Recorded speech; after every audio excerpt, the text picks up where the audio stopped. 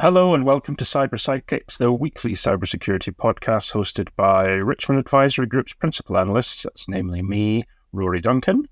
And me, Christina Richmond. This podcast is your go-to partner for understanding the cybersecurity market, industry trends, and the real-world challenges of protecting organizations today. Hi, Rory. Hey, Christina. I'm not going to ask how are you because I know how you are. You're not well. You're not very well. No. Well, there's a thing going around apparently all winter. Has just a terrible cough to it. I am on the other side of it getting better, but as you know, coughing up a lung pretty frequently. Very happy to be on the show today, but I'll be a little quieter than usual, folks. I'm so sorry. Yeah, no, your excuse. I really wasn't sure if this episode was going to happen or not. I wasn't looking forward to doing it myself, to be honest, but you're here. We'll try not to tax you too much, but it does mean that we are able to then record and do our 7th episode. So folks out there, we have now done 6 episodes. This is the 7th episode. So that's 3 amazing. hours plus of chat, interviews, discussion, random talks about various things. But at the core, of course, the cybersecurity market. So again, it's a call out. If you'd like us to cover a specific topic, let us know. If you'd like to be a guest on the show or know somebody who would like to be a guest on the show, please let us know. So, and I do need to just add here that when Rory brought this idea, I said, oh yeah, let's do one a month. And he said, oh, Christina, no, we'll do one every week. And I went, what? I don't think I can do that. He said, oh, leave it with me. So here we are. So once a week for the moment. And even if we have times when people are going to be ill or whatever, we'll just have to keep going. At least today. The big news of this week, which just kind of came out on Friday, was that the deal's off. Trustwave is not going to be merging with Cybereason. And folks, just as a background, there was an open letter that CEO Eric Harmon sent out to clients, partners, and trustees. The trustees is what they call their employees. And that was on Friday, that Trustwave will no longer be merging with Cybereason. That was following the announcement in November 2024 that they would be merging. And a couple of quotes from the letter. We appreciate Cybereason and SoftBank's interest and wish them success moving forward, which is interesting because you often hear that kind of thing on a job rejection or some kind of amicable separation of ways. Wish them all the best going forward. And further down in the letter, Eric says, Trustwave remains committed to delivering industry-leading managed detection and response services. Our focus on innovation, elite threat intelligence, and strong partnerships ensures we continue providing exceptional value to our clients, and last thing I wanted to say before I turn it over to you, Christina, to get your view was back when this was announced, many of the commentators, including magazines like Cyber Magazine, said that the merger would create this EDR, MDR powerhouse, a significant force in the industry. So, Christina, surprise? Not really a surprise. There is a backstory. There is a backstory, Rory. I was more surprised by the announcement in November of the merger. Okay. I was surprised by it, and I want to be balanced in my thinking here. Cybereason had really struggled. I do know a lot of the backstory. I won't air it here because it's not fair. But I was surprised that very stable, long-time brands such as Trustwave would merge with a company that was less stable, more erratic, had really struggled. And I thought, well, maybe they just take the tech and go. A lot of the people responsible for the tech had left Cybereason. But I thought, there's still some goodness there. So let's see what will happen. I actually had an interesting meeting with Trustwave. And here's a little glimmer of my real thought at the time. I got on the call with the folks. whom I've known for a long time at Trustwave. And I said, so I'm a little worried that 1 + 1 is going to equal 0. And they laughed. Right. And then they convinced me that 1 + 1 could equal at least 2, if not 3, with Cybereason. And they did a brilliant job. And that's what you do with analysts. You give them as much information as you can to really show them how this could be goodness. And so I was, happy for them and looking forward to seeing the result. But I will say I'm not really surprised that it's not working out. And I won't say anything more about why I think it's not working out, but I think it's a good thing for Trustwave that they have moved on. I support their move. So when Trustwave says, we appreciate Cybereason and SoftBank's interest and wish them success moving forward, that is a very kind statement. It is kind of like, you've been rejected. But on the other hand, it was the best thing that they could say. And they have shown their commitment and their steadfastness to MDR for many, many years. And I will say that Eric Harmon, I think, has done a very good job as CEO at Trustwave. I mean, Rory, I've followed them for a long time, and I don't know, a decade plus. And I've seen a lot less stability a long time ago in Trustwave. And there's been a lot of stability and a lot of growth and a lot of clearing house to make sure they had that stability and growth. Right. So I think he's doing a very good job. Yeah, he's been there since 2020, so he steered them through the pandemic and recovery afterwards. It seems as if he's done a kind of quiet but good job. On the other hand, just looking at some of the analysis, in fact, that Bloomberg gave last week was that Cybereason's chief, so that was Eric Gann, who's not been there for that long, it was 2023, he actually stepped down. And as Bloomberg said, it points to a many months-long feud with investors SoftBank and Liberty Strategic Capital. But Eric Gann was previously an exec at SoftBank, so it's kind of, it seems to be a little bit, at least looking at it from the outside, a little bit chaotic. It does seem as if, from my perspective, it appears as if Trustwave are kind of diplomatically stepping away from a situation that could have got worse and worse and worse. To your point, it could very well have been detrimental to Trustwave's ability to focus on its business and carrying forward. Eric is saying that it's business as usual. If you look at the letter, he says it's a quote, with no changes to our account teams, service delivery, or internal operations. He then says we'll be selectively creating partnerships that benefit both our clients and Trustwave as a whole. I thought that there was an interesting clue there, kind of diplomatic message, if you like, saying, well, yes, they will be doing partnerships, whether they're mergers or, strategic partnerships or whatever, but benefiting both our clients and Trustwave as a whole. What do you think?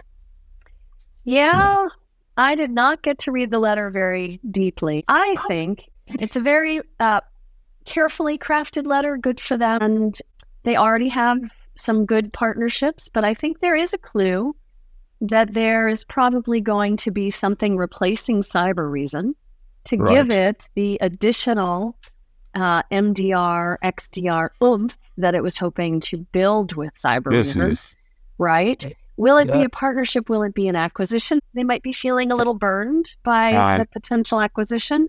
So he says partnerships. So it'll be very interesting to see who they decide to get in bed with.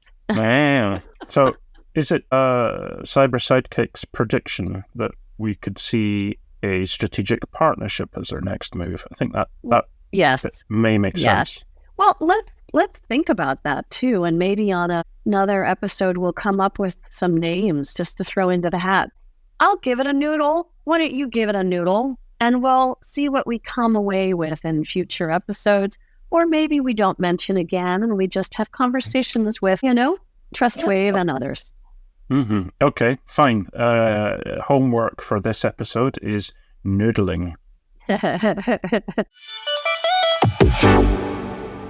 Elsewhere, Christina, another news item I thought we would discuss today is that unfortunately there's been a huge data breach at Japanese telecom giant NTT that's hit 18,000 companies. Whoa. That is an awful lot. So NTT says that the breach was discovered in early February 2025, but the exact date when the hackers gained initial access hasn't been determined. And of course, that tends to then ring alarm bells, because how long had it been going on and how much had been taken or whatever. There is a diagram that NTT had put out, kind of a technical diagram of how it happened. It is in Japanese, but I translated the words for us. Oh, thank goodness. Well, I mean, it's interesting because, that's the official how did it happen. And it looks like from the diagram that there were two devices, device B and device A. Device B looked like a mobile device, which had access to the company's network, and it was blocked when an instance of unauthorized access was used. So unauthorized access through device B, which was inside the company's network, the network protection seemed to block it. But then what it did was, or what the hackers did, they used that device to directly access device A, which was within their order information distribution systems containing client information. Now, that's normally restricted, but it wasn't restricted from the device that communicated with it. What I thought was interesting was if device B couldn't really get to the network, it was blocked, it was able to communicate with device A.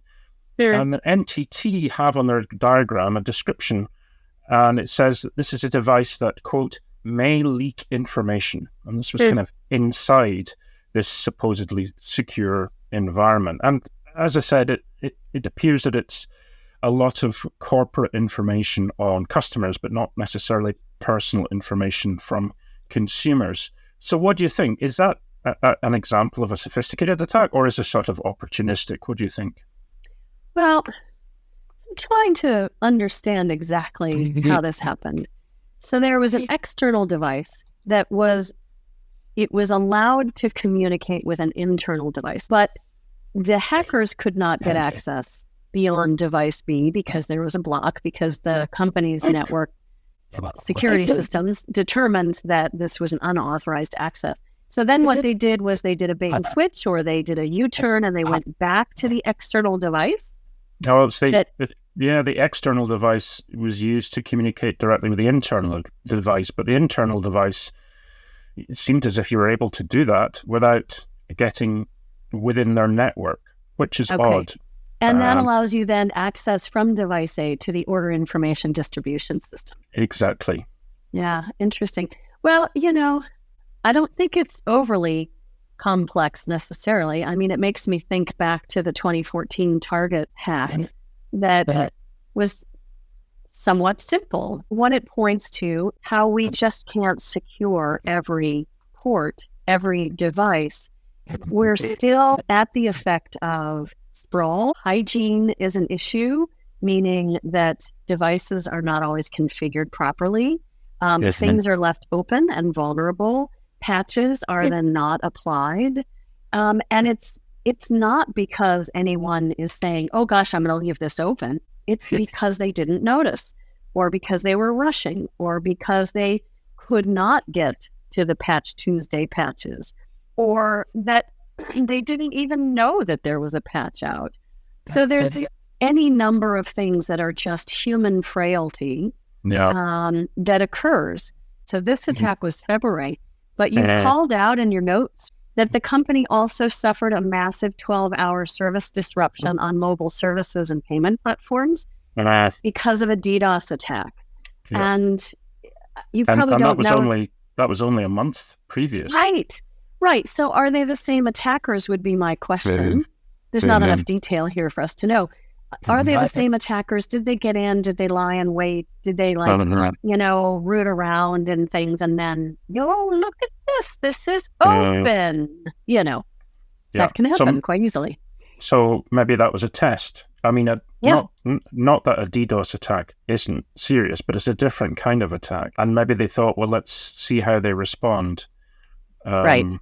And to your point, when something like that happens, it usually kicks in significant measures to look at it. The article, this one, which was on Bleeping Computer, does mention that in May 2020, NTT suffered another data breach. So hackers gained access to its internal network, again, stealing the information of hundreds of customers. So it's easy to apportion blame and to point the finger. And we know that telcos especially are, some of the front line for a lot of these attacks because they run the networks. Maybe nothing could be done the first time, but certainly after the attack on January the 2nd, that should have prompted some action. Well, and I'm sure it did prompt some action. One of the things that can happen, Rory, is with a DDoS attack, it can be a shell game where you're saying, look over here, I've taken your network down. And, that's what the DDoS attack does. Well, but meanwhile, you're dropping malware over in the other shell, over on the other side of something, the network or through devices, in order to lie in wait. And that could be what the attackers did in order to lie in wait, live off the land for a few weeks while they were then looking for that order and information distribution system. So it's not that it's highly complicated, but it's an interesting one. I'm sure it triggered a response. NTT acquired Solutionary a decade or so ago. They acquired Dimension Data, which is one of its very large partners. I mean, it's an acquisition. It's its own brand as well. And so, yes, they have the capabilities, but I think we're looking at two problems. One is legacy tech debt, which so many enterprises suffer from. And the other is human capital. It's difficult what I said about human frailty. It's difficult for the humans to find everything. Should they? Must they? Yes. And so there's some modernization that needs to occur at NTT, and I'm sure they're looking at that because the spotlight has been put on them recently twice in this year already. Yeah. I think you're absolutely right. Okay, Christina, let's do an RSA update. And folks, for those of you who are not regular listeners to the show, we will be at RSAC 2025, which is April 28th to May the 1st at the Moscone Center in San Francisco. So, quick call to action for everybody. Reach out if you'd like to meet us and you're there. If you're a vendor, product or service vendor, we're always happy to have a chat with you. If you're a newcomer to the industry or a startup, let's have a coffee and a chat, nothing too formal.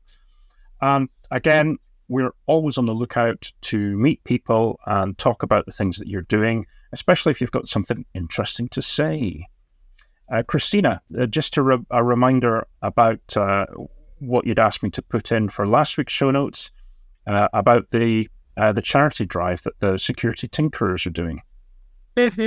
So, Rory, Okta and Sentinel One are donating that $100,000 to two very worthy charities called Hack the Hood and CodePath.org. So take a look at those links on our website and check out Pitch for Charity. If you're a CISO or CSO, you might just really enjoy being pitched to in a very intimate, quiet environment. If you are a vendor that would like to pitch your capabilities to CISOs and CSOs, there's also an application for you there. All right. Thanks so much, Rory. That was great. I can't wait to see people at RSA. It's always so much fun. I bump into people on every street corner. I exhaust myself by starting at 6 a.m. with coffees and breakfast, and then second breakfast, and then running to meetings, and then we get to happy hour and second happy hour. So it goes. Oh, second happy hour. Second happy like that. hour. Yeah, that's interesting.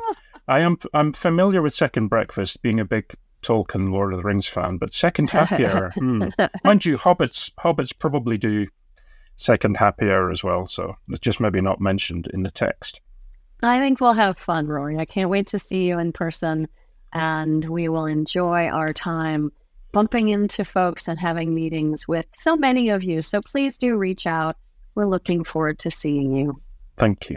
And while we're on the subject of conferences and events, actually, I will be in London on Wednesday of this week, so that's the 12th of March, and I will be at the Tech Show London, which incorporates cloud and AI infrastructure, DevOps Live, the Cloud and Cybersecurity Expo, Big Data and AI World, and Data Center World. So that's and it's over at the Excel, I think, right? Yes, in London? It is that beautiful, lovely, attractive aircraft hangar sitting next to the Thames, a stone's throw away from a city airport in London. However, it's got the space, which is fine, but all of those separate shows are kind of co-located together, and that's quite good. I quite like wandering around. Yes, there are many sessions and various seminars and things. I just like wandering around, meeting people in the booths, and, like you do at RSA, Christina, just bumping into people I haven't seen for years, whatever. So if you'd like to meet, let me know.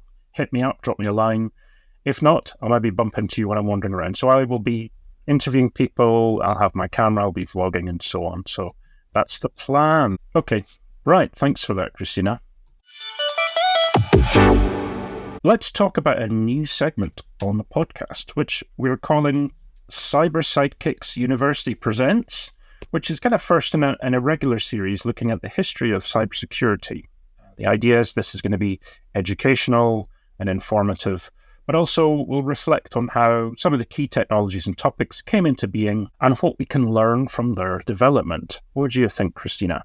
I love it. Good. So thank you for thinking about this. Yeah. Yeah, well, certainly, and for those of you who've asked me about it since I've done more work with you, Christina, is that so many of these technologies are become more and more mature, and kind of through all of this, there have been a couple of things that have been at kind of an inflection point between other technologies. So what's the inflection between security and AI? Well, it's cloud. What about the future of AI and cloud? Well, it's security.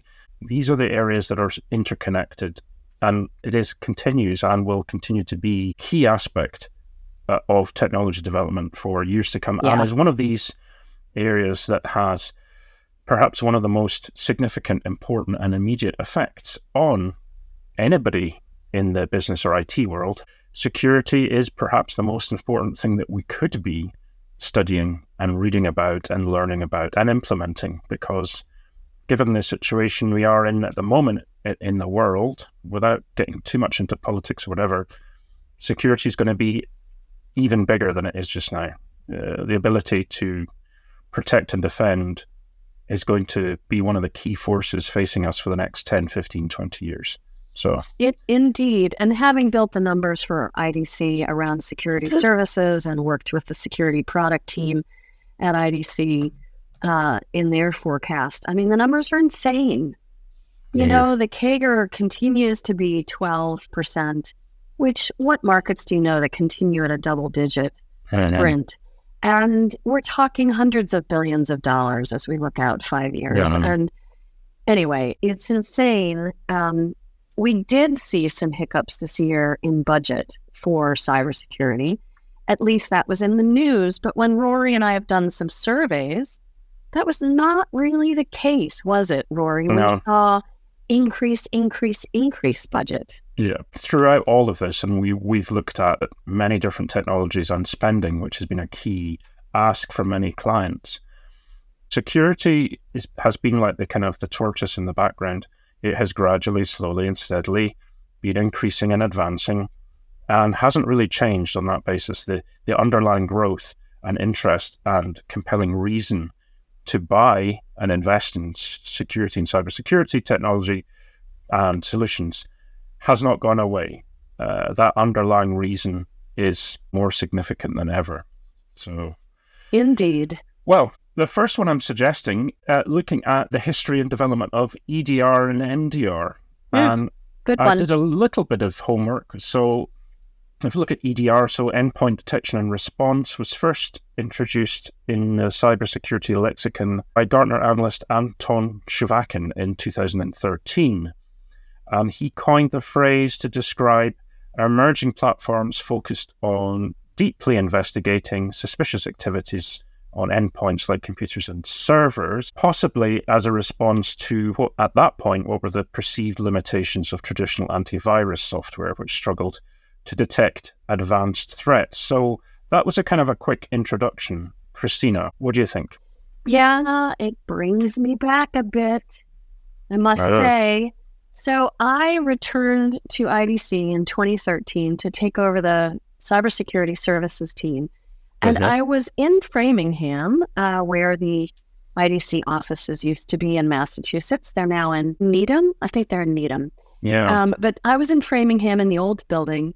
Stu McClure, who was the founder, CEO of Cylance, one of the first EDR companies. And Stu happened to be in town and wanted to meet. And I was like, well, the office is closed. Can't we do it during the week? I'll bring some other analysts. And he said, no. I'm here today.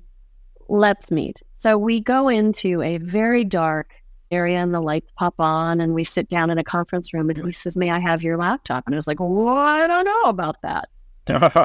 Being a paranoid, person in cyber, fairly new to cyber. I mean, I'd been in cyber through the lens of channel.